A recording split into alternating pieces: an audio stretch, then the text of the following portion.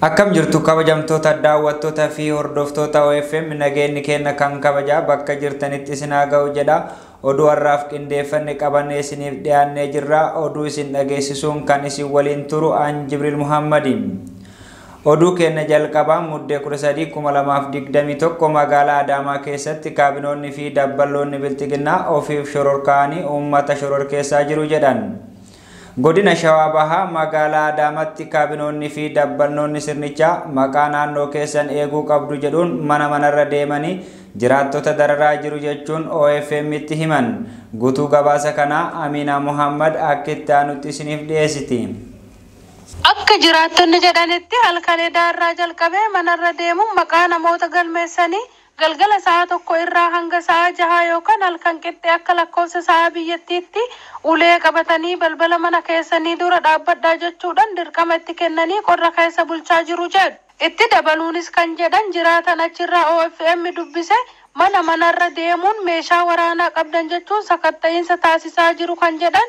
Sakatta'iinsa sakatta'aniitu idduma waa hin arginetti iyyuu dursanii nama dogongorsuudhaaf akkasuma akka yaada isaaniitiin malaan nama himsiisuudhaaf meeshaa waraanaa keeyyama qaba eeyyama itti baafattee jirta jechuun afaan nama butaa jiru jedhanii jiru. Rakkoo tokko magaalaa Adaamaa keessatti nu mudachaa jira. Jiraattonni magaalaa Adaamaa tokkoon isaanii kan harka qalleeyyii ta'an baay'ee rakkachaa jiru yeroo ammaa kanatti. Humnoonni biltiginnaa sodaa ofii isaaniitii qaban uummatarra kunoo juntaa fi shaneen magaalaa gale jedhanii halkan muuluu qorra keessatti uummanni sodaateetiin rakkoo keessa galaa jira yeroo ammaa. Namoonni harka qalleeyyii tokkos immoo magaalaa keessa jiraachuudhaaf haalli itti ulfaatee mana kiraayis warri kafalachuu hin dandeenye magaalaa Adaamarraa xiqqoo ishii daaritti bahee mana ofiisaa danda'u kireeffachuullee yeroo ammaa kanatti hin danda'amne waraqaa eenyummaa safara kanaa fideedhanii uummatoota harka qalleeyyii baay'ee rakkachaa jiru. Yeroo kana baay'ee rakkina guddaa keessa jiru warroonni kuni yoo waraqaa eenyummaa safara kanaan qabaanne safara kanatti hin galtan jedhanii namoonni baay'ee meeshaa isaanii wajjin yeroo ammaatti rakkachaa jiru. Kanaafuu isinis kanuma laaltanii sagalee akka nu taatan barbaanne.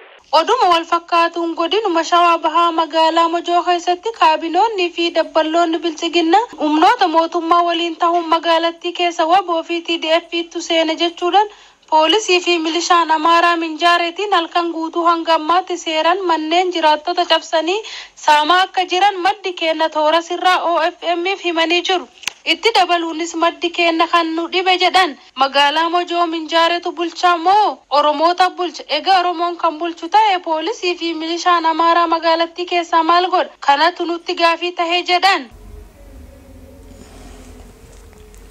Boorana aanaa waattaa waayyimaatti kaabineen aanichaa horsiisee bultoota dirqamaan miira dhiqsiifachuun ijoo dubbii ta'eera. Godina Booranaa aanaa waattaa waayyimaatti bulchiinsi aanichaa obbo Jaarsoo aanaa fi kaadiroonni sirna biltiginnaa hawaasa horsiisee bultoota naannichaa humnaan miira dhiqsiifachuun hawaasatti roorrisaa jira jechuun maddeen keenya OFM'if himanii jiru. Guutuu gabaasa kanaa Gadaa Walaabuu akka itti aanutti isiniif dhiyeessa. Akka maddeen keenya jedhanitti kaadiroonni biltiginnaa kunneen hawwan Booranaa dirqiin miila dhiqsiifachuun akka waan uummanni jaalatee yookaan kabaje miila dhiqeefetti fakkeessuun ittiin uummata sobuuf uummatatti roorrisaa jiru jedhu. Uummanni horsiisee bulaa Booranaa bishaan ittiin miila kaadireef dhiquu miti bishaan nyaata ittiin bilcheeffatuu fi qoonqootti dhuguun illee kan hin qabnedha. Keessumaa yeroo kana sababa hongeen uummanni Booranaa rakkoo hamtuu keessa jiraachuun beekamaadha. Booranni bishaan dhuguyyuu dhabuun dheebu harkaa qaba kan jedhan maddeen keenya Boorana rakkoo bonaaf hongee jajjabduun harkaa qabdu akkasuma rakkoo bishaan dhugaatii afaanii namaaf tiifiyyuu dhabamee jira jedhu. Faallaa kana warra biltiginnaa bakka bu'oonni aanaalee gammoojjii Booranaa bulchan hawwan Booranaa dirqiin miila dhiqsiifachuun akka waan jaalala uummataa qabaniitti siyaasa isaanii tolfachuuf roorroo daangaa darbite uummata irratti raawwataa jiru jechuun maddi keenya dubbatu. Asiin dura Boorana aanaa mi'ootti viidiyoon rashanamu dargaggoota sadeenii argisiisu kan sammuu nama hadooduu toora miidiyaalee hawaasaa irra naannawaa turuun isaa ni yaadatama. Yeroo sana bulchaa aanaa miyoo kan yeroo amma uummata dirqiin miila dhiqsiifataa jiru obbo Jaarsoo Annaa Jaarsoo yoo ta'u, gaafuma inni bulchaa aanaa miyoo ture san aanaa miyoo ganda Gombisaatti dargaggoo Galgaloo Waaqoo Galgaloo jedhamu fuula maatii duratti waraana sirna bilxiginnaa inni hogganuun gara jabinaan kan ajjeeffame ta'us maddi keenya itti dabaluun nuuf himanii jiru. Yeroo sanitti jedhu maddi keenya uummanni hedduun qe'ee fi qabeenya isaanii gatanii biyya Keeniyaatti dhiyeessan haga ammaatti roorroo hamtuuf saaxilamaa jiru jedhu. Egaa jaartiin jaarsa qabdu luka dhiqsiifachuun fafa. Seeraaf sirna gadaa Oromoo keessa hin jiru. Dur hin jirredha. Waan dabaati seera safeeffatamuu fi fokkuu ulfaataadha. Seera sirna aadaa duudhaa fi safuu Oromoo cabsuudha. Odoo abbaan gadaa jiraate odoo heeraaf seerri sirna gadaa kan hojiirra oolu taate warri kana godhan yakkamtoota abaaramtoota ni abaaramu ni adabamu. Ni yakkamu namni dhiiraa ka jaartii qabuuf hin qabnellee ija seeraaf sirna gadaatiin sirriitti gaafatama. Gochi fokkuuf seera dhabeessi kunis hawaasa maraan ni balaaleffatama. Ammas taanaan namoota kanneen balaaleffachuun akkaan dirqama jenna. Waa'ee gocha badii kana ilaalchisee qeerroon Oromiyaa irraa dubbifne tokko akkana jedha. Oduu kenna biyya alaatiin muummichi ministeera Suudaan bulchitoota naannolee humna waraanaan muudaman aangorraa kaase. Ministeerri muummee Suudaan Abdallaa Hamdok bulchitoota naannolee kanneen ajaja waraana biyyattiitiin baatii onkoloolessaa keessa fonqolcha mootummaa gaggeessaa turan muudamarraa kaasan. Guutuu gabaasa kanaa akka itti aanutti isiniif dhiyeessina.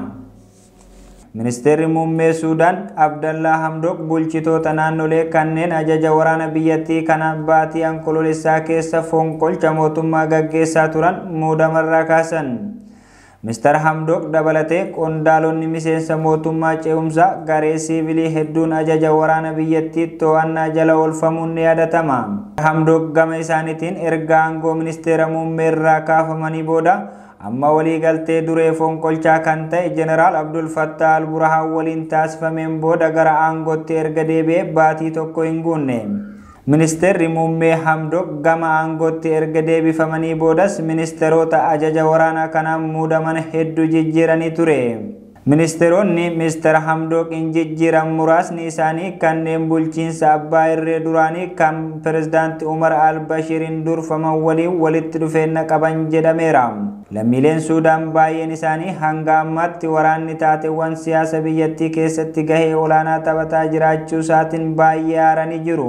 Kanaan wal qabatee erga fonqolchi mootummaa baatii onkoloolessaa keessa biyyattiitti waraanaan gaggeeffame kaasee hiriirri mormii gaggeeffamaa turuunis ni yaadatama.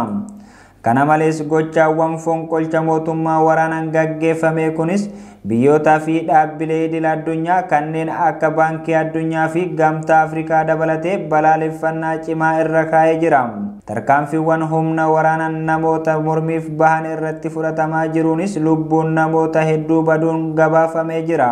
Ammas gahee waraanni siyaasa biyyattii keessatti qabaataa jiru kanaan mormiidhaaf wayxata har'aa hiriira mormii biraa gaggeessaa akka jiran maddeen keenya OFM'if himanii jiru. Gabaasni kan BBC'ti. Balaa bubbee cimaa USA Kentaakitti mudateen namoonni 70 caalu du'an. Balaa bubbee cimaa USA bulchiinsa magaalaa Kentaakitti dhaqqabeen namoonni 70 ol du'uu fi lakkoofsi kun 100 ol caaluu akka hin oolle aangaa'onni himan. Guutuu gabaasa kanaa gadaa walaabuu akka itti aanutti isiniif dhiyeessa.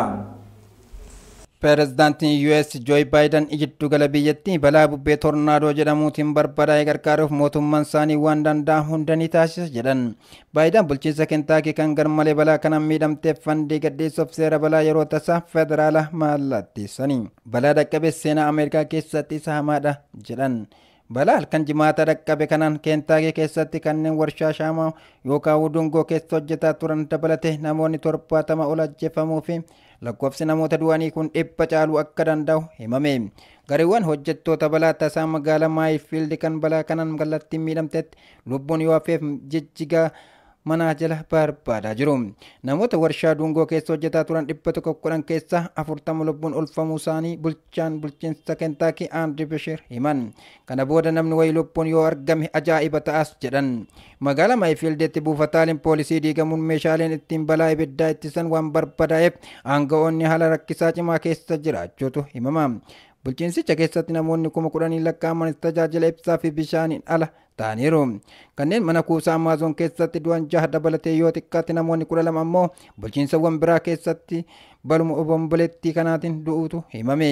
Mootummaan federaalaa gargaaruuf kan danda'amuuf hunda ni taasisa. Kana keessa darbuufis waliin imalla jedhan Baayiden. Kana malees gareewwan balaa yeroo tasaa dilbata kaleessaa bulchiinsa Kentaakiitti imaluun deeggarsa dabalataa akka taasisan himan.